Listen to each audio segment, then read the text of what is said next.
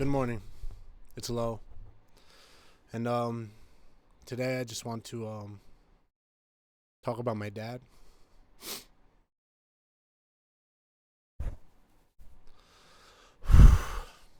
Last year he died.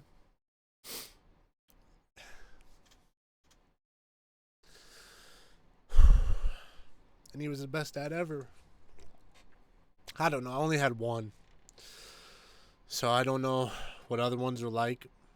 All I know is that I love mine so much. He was my best friend. He was everything, man. He had such a good energy. He believed in me. Fuck. And I think that's so important, to have somebody, an older, especially as a guy, like an older man that just believes in you. And hold on.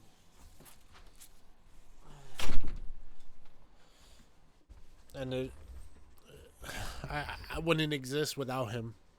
So I wanted to make this video because if I didn't make this video, everything else I did would be a lie. Because this is the reason I do anything. I, as you know me, wouldn't exist without him. I, as you know me, would not exist. I exist because this man influenced me so much. He was a great guy. He helped a lot of people. He always told me. He told me. He told me to be able to speak from anyone, from a toddler to a scholar. And man, he was wise. He always dropped gems and wisdom. He was always. I say always, but not always. He's a fucking human, you know? We're not perfect. We make mistakes. We act out of passion, and he was a passionate man. He had love and anger inside of him. And all these things, man, they were influential on me. I want to start with my story of him because this is my perspective on him as far as I know. I know other people know him, but I want to talk about him from my perspective.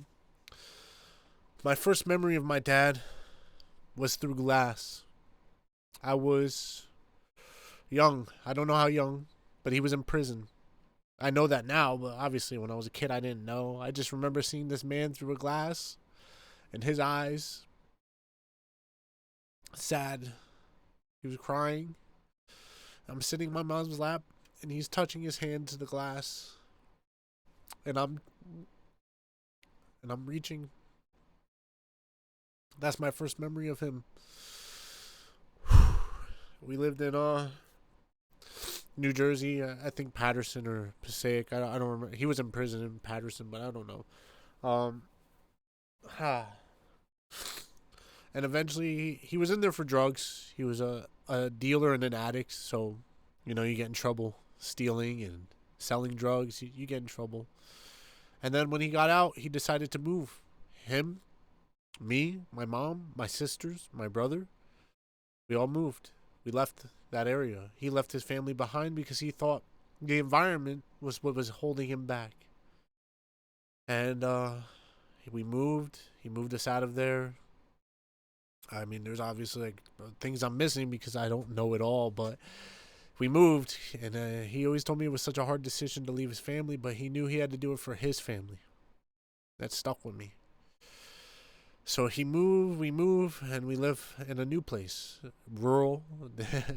They down there they could call this the country, and he moves us up here for a better life. He starts making changes, trying to change. Obviously there's some regression and things like that. I'm sure he struggled with it immensely, and I grew up with a father, with a dad. He never had a dad, but he was somehow so good at it. I'm sure he made mistakes. I'm sure, like I said, he's not perfect. But he taught me how to ride a bike. My mom he taught me how to use the toilet, And, yeah, fuck. And he was just so good, man.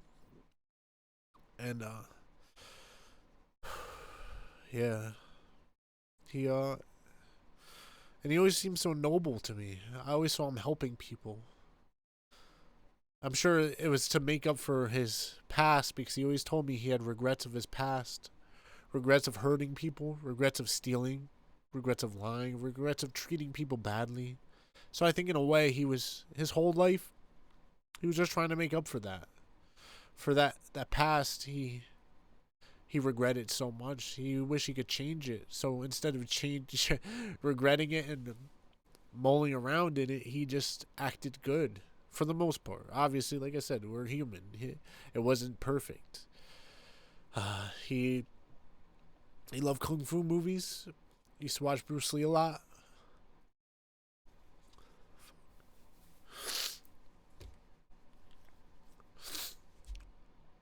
Um, that that influenced me so much because fuck,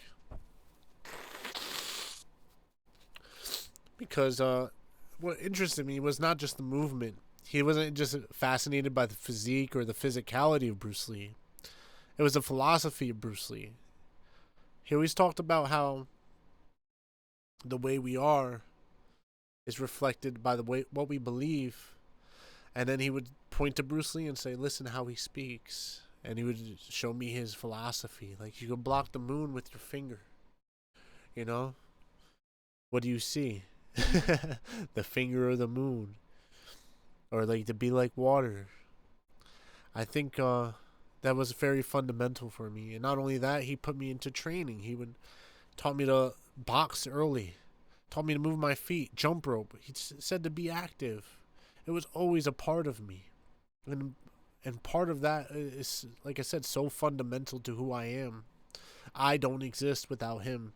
Obviously, my mother too, but it's like your parents, regardless of what you feel about them, have created you. And I don't care if you hate them or what, but they put you here. So at least be grateful for that very fact that you exist and you have the ability to be here. But like I said, my dad, I love him. And throughout his life, I saw him go through his highs, his lows. As I became an older, into my teens. And I have regrets, man. I have a lot of regrets about the way I treated him.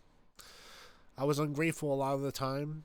I took it for granted that I had a good dad, especially when I was younger. I took it for granted that I had him. I remember while he was an upholsterer. He always wanted to be a fashion designer, but he never went to school, so he decided to reupholster furniture. Why buy new when you could redo? That was his saying, and it was a beautiful thing. Recycling. It was he just liked the idea of keeping what was good. He called them bones. The bones of the furniture. He said just wrap them back up, give them a new skin. They're still good. And he was right. A lot of that old furniture was solid, built solid as hell. Great foundation. And there's a metaphor in there somewhere. And yeah, so he did that, and I remember one time had to be like 11 or 12. I had asked him to make me a wizard costume, and he made it. It was awesome. I remember it was purple. It was more like Merlin-esque, and I was embarrassed because I was such a fucking dumb kid. I wanted to fit in, and all my other friends bought their costumes. And my dad made it with his hands. I'm sure it took him hours and hours and hours. And I rejected it. Like a fucking spoiled brat. Jesus, what was I doing? But you know what? He still loved me. He still treated me great. It wasn't like after that moment he threw me away. He actually was like, alright, well, you don't want this. I made it, but okay. And that was it. And just little moments like that you start regretting when you start having memories. Like when he was in hospice, I started having all these memories of all the times where I just wasn't nice. And I can only imagine what it was like on his side. Like I'm sure in those moments you're thinking, fuck, I messed up here, I messed up there. But like I said, it's just coming to terms with it all and realizing like, hey man, we're not perfect, none of us are, and we all make mistakes, but that's just the way it is. And all we could do in that moment is just say, hey, man, you did fucking good. You did good. So, like, his whole life, he exposed me to a lot. He was a DJ. He loved music. He fucking loved music. He played the bongos, the congas, maracas. He loved dancing, singing. And he was just a silly guy. He just had fun, you know? He was just this ball of everything. Super passionate. He would make jokes, and he was just a funny man. And but he was wise, so deep.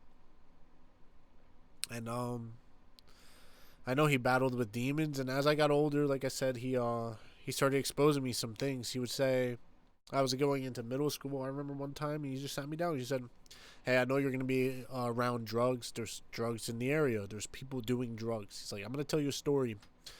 And then he told me about his battle with heroin, how it consumed so much of his life, how it put him in prison, how he acted when he was on it, how he was a shitty father.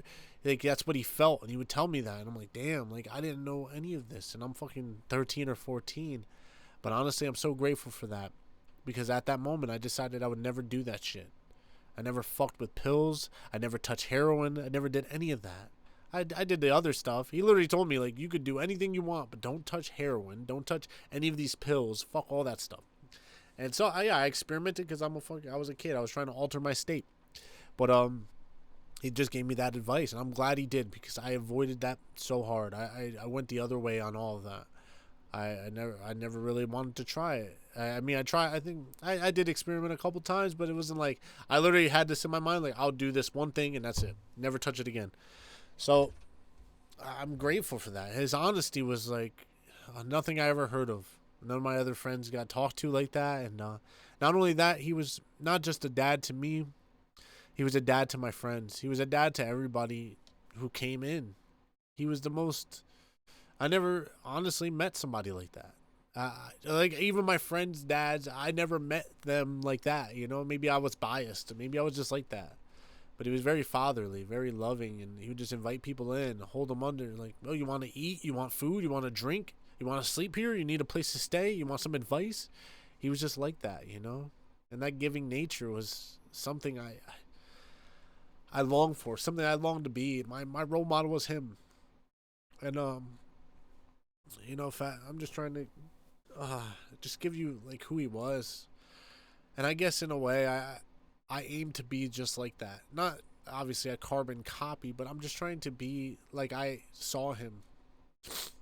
And obviously he battled with a lot of things. Anger was one. He wanted to, in a way, he was like authoritarian when we were younger. He really didn't want us getting involved in the bullshit he was involved in as a kid, because he didn't have guidance. He didn't have a dad. So he would check on us in very, like, what people would think are, like, controlling ways. He would flip our mattresses over looking for drugs. We weren't allowed to stay out that much. We weren't allowed to do much. Like, we would be able to play and stuff, but he wouldn't let us. A lot of the times he was just trying to keep us wrangled because he didn't want us getting into too much trouble. He didn't want us, what he said, fucking up your life, because he felt like he did it to his.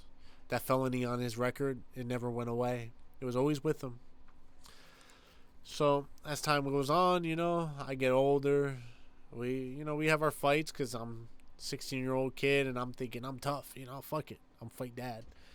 And so we have our fights, we have our spouts, and then as I get older, it goes from a father-son relationship. Now I'm like 17, 18. We're still having our spouts, and then it all switches. You know, he starts being my friend and giving, like, genuine advice from a loving place. Not like a place of, this is what you should do. He's like, this is what you could do. He always believed in me. He always said,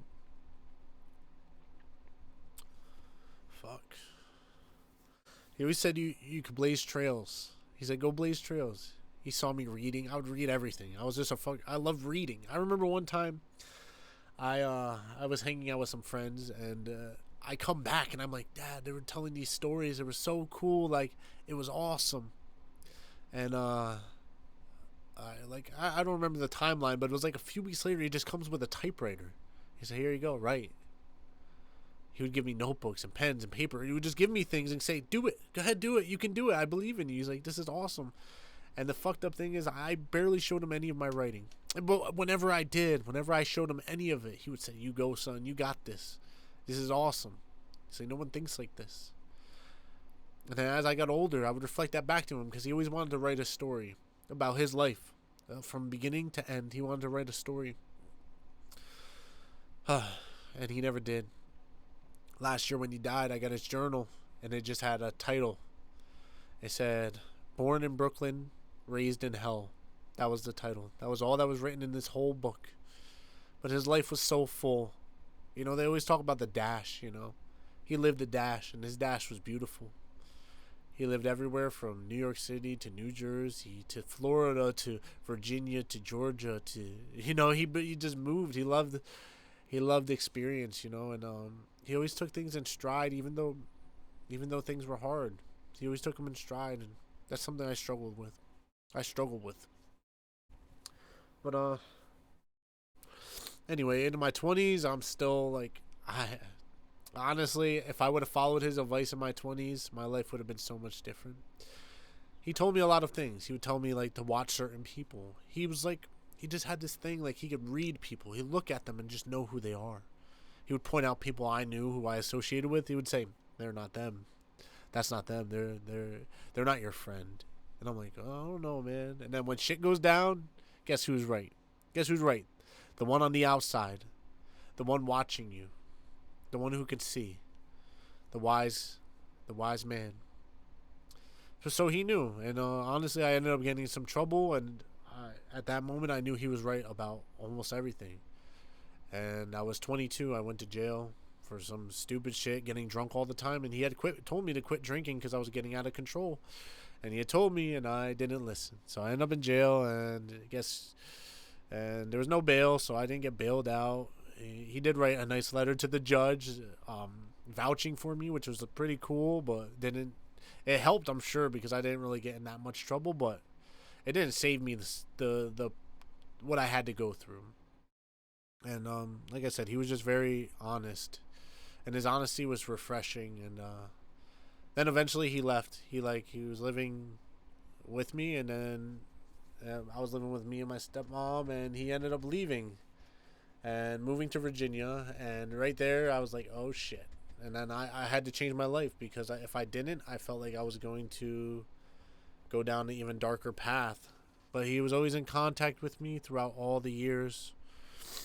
And then he moved back around. I started working with him again. We worked together up in Bethel Woods, and that was a beautiful time. We spent so much time together, had so many deep talks. We would he had like a little skillet, like electronic skillet. We would make eggs and bacon, and we'd sit on the balcony because he had a little house, like a little loft area where he lived while he worked at this property.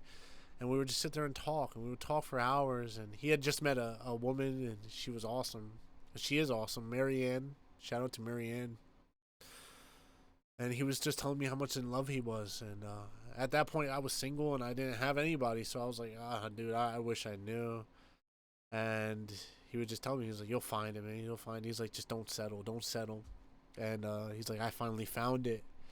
And eventually, this job in Bethel Woods all fell through. It was some racist, weird stuff, and so he just left. He's like, "I'm going to live with her." He's like, "You come visit me." I'm like, "Okay, Dad, I'll come visit you." And so he moves with her, and I end up meeting, Shelby, which is my partner, my wife, and she's awesome. And like I said, then we start visiting them, and they're having a good time, and he's finally getting things rolling, and he gets an awesome job, and he's like, "I'm finally doing it, man. I'm like, "Oh, Dad, I'm so proud of you."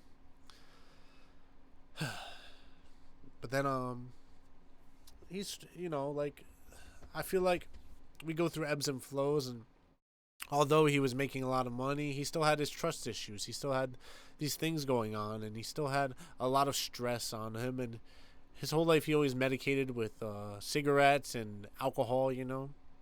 And he had heart problems. He had a heart attack when I was 17, I think, 16, 15, I don't know, somewhere in there. He had a heart attack, so he was always battling with the heart problems. And yeah, so he gets this job, and I've been visiting him and hanging out and talking to him. And I remember, fuck, the last time I saw him, I just noticed he was a little heavier. I had bought him a shirt that would have fit him, but he didn't fit in it, and I just noticed he was a little round, you know. And this is one of my biggest regrets. Right there, I didn't say shit. I didn't say anything to him. Like at that time, I was already I was 26, and I had already struggled with my weight, so I was starting to make changes to myself. And at that time, my regret is that I didn't say anything to him to help him. You know, I wanted to, I wanted to help, and I didn't do it. You know, and I regret that because within a few months of that, he he had a stroke, and the most active, able-bodied man, somebody I saw doing fucking 50 push-ups at the age of 40, now was paralyzed in half his body.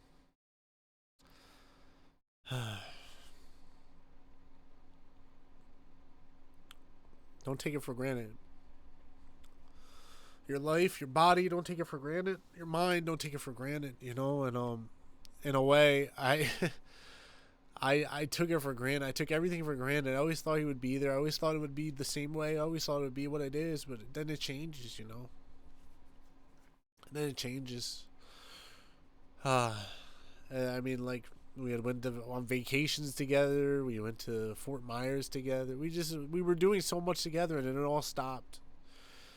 And then I saw how it can just go in an instant. Like it's just that. It just snapped. So now he's paralyzed, and obviously it's depressing. He was depressed. It must be depressing, you know. And like I said, Marianne, an angel, she was there with him all the time. She was always there with him, and so I literally watched the strongest man, most able-bodied man, my best friend, just start not being able to do things, and it was hard for me as well. And in a way, I kind of reeled back. I kept in contact with him, but I was also reeling from everyone else, and I was trying. And I started, in reaction to that, I started medicating myself, smoking and drinking, and weed. I'm doing just drugs. I'm fucking 27 now, and I'm just doing drugs. like I'm fucking 21 again. I'm drinking myself stupid. It's so. But anyway, so that's it. And then, like I said, my dad just instilled all this wisdom into me, and I just felt powerless to help him. I tried everything. I started researching what can help, and I just started trying to tell him, like, hey, this, you could do this, you could do this, you could do this. I was honestly trying to just make up for my mistake of not telling him when I saw it, and just, being honest with him. So I was just trying to make up for it, and I failed because there was nothing at that point. Like I didn't know enough to help, and I thought I did, and it's just one of those things you start doing. Well, I started doing. So I just struggled throughout the years, and I visited them. They ended up moving to Florida. And like, what I missed about him, honestly, what I forgot to say about him was that he was always the rock for the family. We experienced a lot of death in my family. He was always there, always the rock, always the person that everyone cried on, everyone leaned on. But when he got sick and he had a stroke and he was hurt, man, oh man, everything felt different, everything just becomes different. And I was too weak to fill that role. And honestly, that's why I do this all. That's why I do any of this. It's because I recognized my weakness. I recognized that I was not that, and I am not that. I did not fill that role, and I need to be able to. So throughout the years, just visiting him in Florida, and we had some good times together. And honestly, I wasn't that empathetic sometimes. I just wanted him to get better.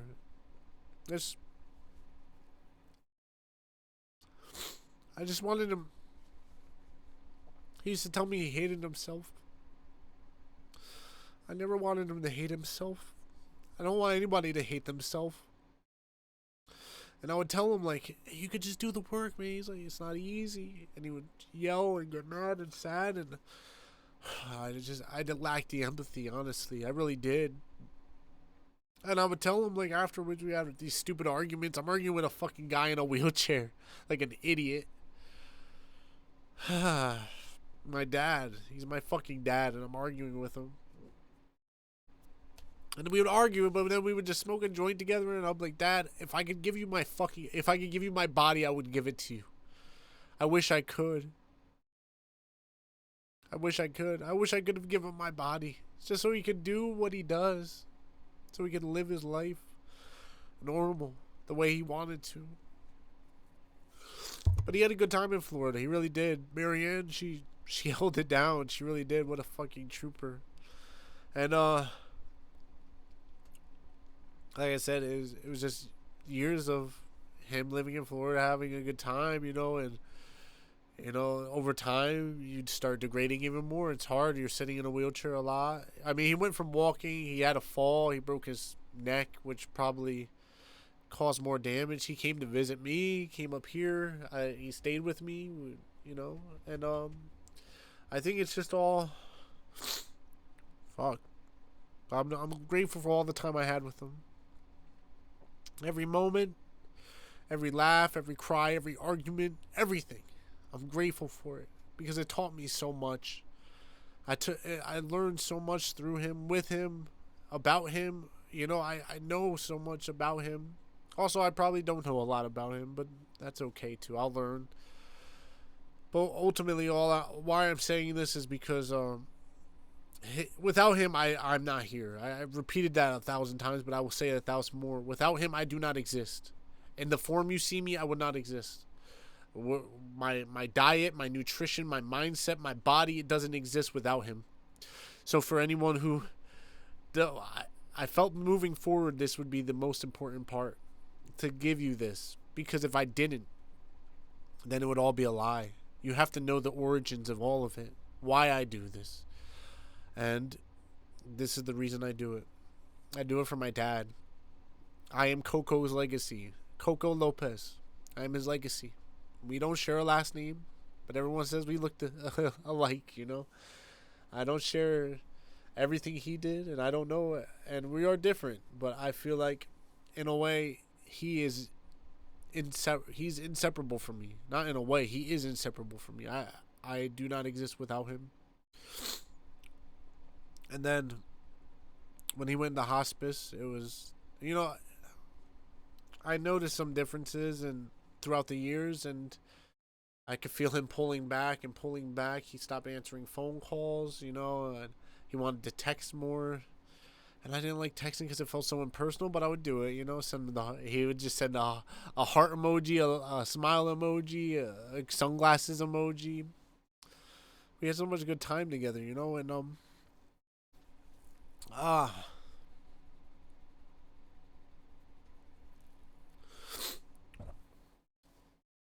and then he went to hospice, and my son was just born 3 months before he went to hospice in December. My son was born in September.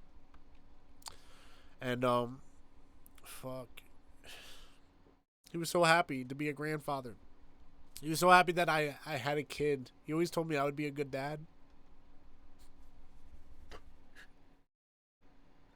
But I would only ever be a good dad because he was a good dad to me. I felt like, I don't know. I never didn't have one, so I don't know. But somehow my dad was a good dad even though he never had a dad. But I'm grateful I had my dad to give me what he gave me because that's what I have now. I can be a good dad because I learned through his example. And it's not easy. It really isn't. But I learned through him. I learned that strong men do cry. And that's why I made this video. Because I remember when I was young, his grandmother died and I saw him cry. And before that, I had to be like 7 or something like that. I just thought guys didn't cry because I never saw it. And he told me he created an altar for his grandmother. It was a picture with candles, and he would pray, and he would cry. And then one day he picked me up,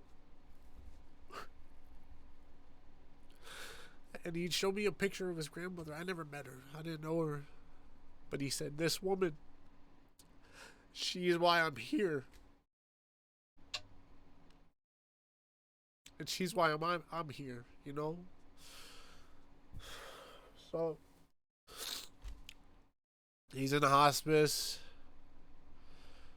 and like I said, and he signs his DNR. I get a video pretty much saying his wills, and he always had a plan. He always wanted to be his ashes scattered in Coney Island, you know? That's where he said he had the best time of his life. Well, some of the best times as a kid. So, December, January, February, I call him, send him, showing pictures of my son, you know. Come February, he gets in hospice inpatient. And then I know it's real, you know. I know that my best friend is on his way out. My dad is on his way out. And I just want to make sure he knows that he's been the best dad ever. I don't want him to go thinking he didn't do what he needed to do. I I just wanted him to know. So me and my brother, we go down there, and he's frail, he's small, you know, he's skinny, but he puts on a good face, you know. He can hardly stand anymore. His skin is paper thin. His words are sparse. He talks very little. But then before he even went into hospice, he had said something to me when I was stressing about my son being born, and he said, "Take care of yourself." I meditated on that so long. I just thought, what does that mean? What does take care of yourself mean? And I worked on that for so much. Like, I was always trying to take care of myself, trying to figure out what that means first and foremost. I guess just bringing my best to my son and to my girl and to my life. So he would say these short sentences, and they would just be so impactful to me. And then when I saw him in February, he said, "Keep swimming."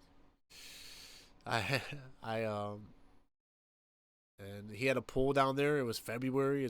I mean, Florida's warm, but it was still kind of cold down there. And I just jumped in the pool, and I keep swimming to this day, you know. And I remember just holding his hand and looking him in the eyes. He didn't know he was dying, so I felt like I needed to tell him, to remind him, just so he knew, you know. I don't want. He always told me never to keep him in the dark. So one of my last acts as a son was to tell him, "Hey, Dad, you're dying. You know, we don't know how much time you have, but you're dying." And he stared at me with such love. He said, "Okay, okay."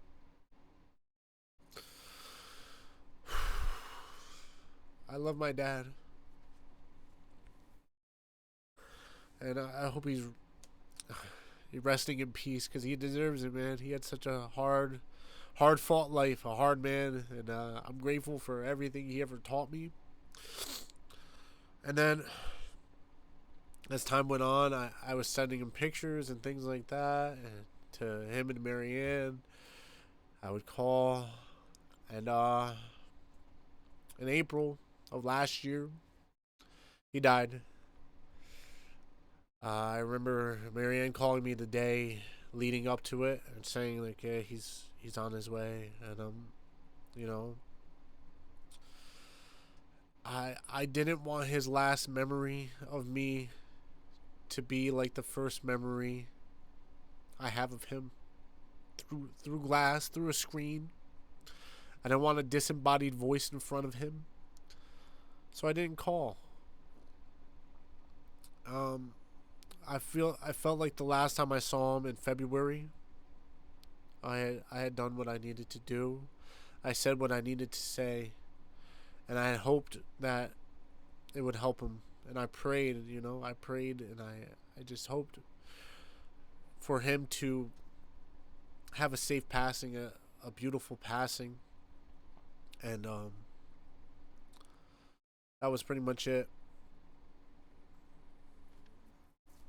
Um, and then from that moment on, I've struggled. Honestly, I've struggled a lot with numbing myself, with drugs, with uh, fucking weed and nicotine and alcohol and video games, just like trying to not think about it. But I realize that no matter what I do, it doesn't change the reality, the truth that this man was a great man and he had a good impact on me, and I just need to let it out, and be real about it and not hide from it and not numb myself from the truth, but to let it out because I know I'm not the only one that lost a father.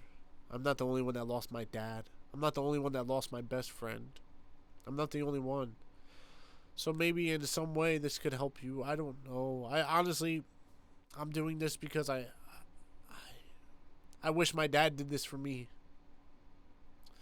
I wish my dad had videos where I could watch them and I could just see him talking at my age or his age or whatever. I just wish I had more. I have these memories, but that's all they are. They're just in my mind. I have pictures. They're just pictures. I have videos. They're just videos. He was such a deep man and such a depth of spirit and such a being, As I make this for multiple reasons, but just so you know, you're not alone. Just so you know, you're not the only one who lost their parent. That is sad. That cries. That grieves. And there's nothing wrong with grief. There's no rush to grieving. It could take you a year. I don't know how long it takes. I'm still grieving. I still miss him all the time. I miss him. I continue to miss him, and I don't know if there's ever going to be a time where I don't miss him. I'm going to miss him seeing everything. I miss him seeing my son grow up. I'm going to miss him seeing me grow up. Miss him seeing everybody, my sisters and my brothers grow up. And he was always proud of us. No matter what we did, he was always believing in us. I don't take that for granted at all. And I hope I can instill that in my son as well. So, this is for my dad. Rest in peace, Coco Lopez. You were the best dad. I hope I can make you proud.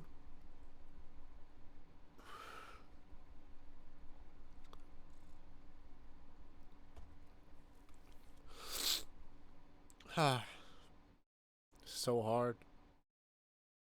So hard to say goodbye,